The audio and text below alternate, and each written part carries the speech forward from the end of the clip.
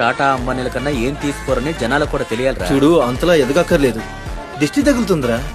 So ఒక real investor ఎట్లా invest చేస్తాడంటే, సో చాలా మంది ఏమనుకుంటారంటే కట్ట ప్రైజ్లు అంటే స్టాక్ పడినప్పుడు ఎంట్రీ తీసుకుని తర్వాత ఎగ్జిట్ తీసేసుకుంటారు అని అనుకుంటారు, అంటే టార్గెట్ హిట్ అయిన తర్వాత.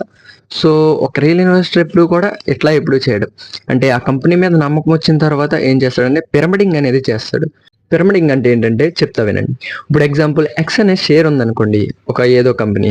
సో ఆ కంపెనీ 100 రూపీస్ దగ్గర ఎంట్రీ తీసుకున్నా, అంటే ఆయనకు బాగా నమ్మకం వచ్చి సో ఆ కంపెనీ ఫ్యూచర్లో గ్రో అవుతుందని తెలిసి సో అందులో ఎంట్రీ తీసుకున్నాడు అనుకోండి. తీసుకున్న తర్వాత ఏమవుద్ది, ఎగ్జాంపుల్ ఆ షేర్ అనేది 200 రూపీస్కి హిట్ అయింది, అంటే పెరిగింది అనమాట. ఆ పెరిగిన తర్వాత ఏం చేస్తాడు, మళ్ళీ ఆ స్టాక్ మాక్సిమం ఎప్పుడోకప్పుడు పడుతుంది కదా. సో 150 రూపీస్ దగ్గర పడ్డది అనుకోండి, మళ్ళీ అక్కడ బై చేస్తాడు. అంటే ఇక్కడ 100 రూపాయల కాడ ఎంట్రీ తీసుకున్నాడు, మళ్ళీ ఇక్కడ 150 దగ్గర. మళ్ళీ ఇప్పుడు ఏం చేస్తాడంటే ఆ 150 నుంచి అదే 200 నుంచి మళ్ళీ 250కి పెరిగింది అనుకోండి, మళ్ళీ 200 పడుతుంది చూసారా, అప్పుడు మళ్ళీ ఎంట్రీ తీసుకుంటారు. అంటే దీన్నే పిరమిడింగ్ అంటారు. సో ఒక వేలో ఇన్వెస్ట్ చేసుకుంటూ వెళ్తాడు. సో ఇట్లా మీరు కూడా ఇన్వెస్ట్ చేసుకుంటే చాలా బాగుంటుంది.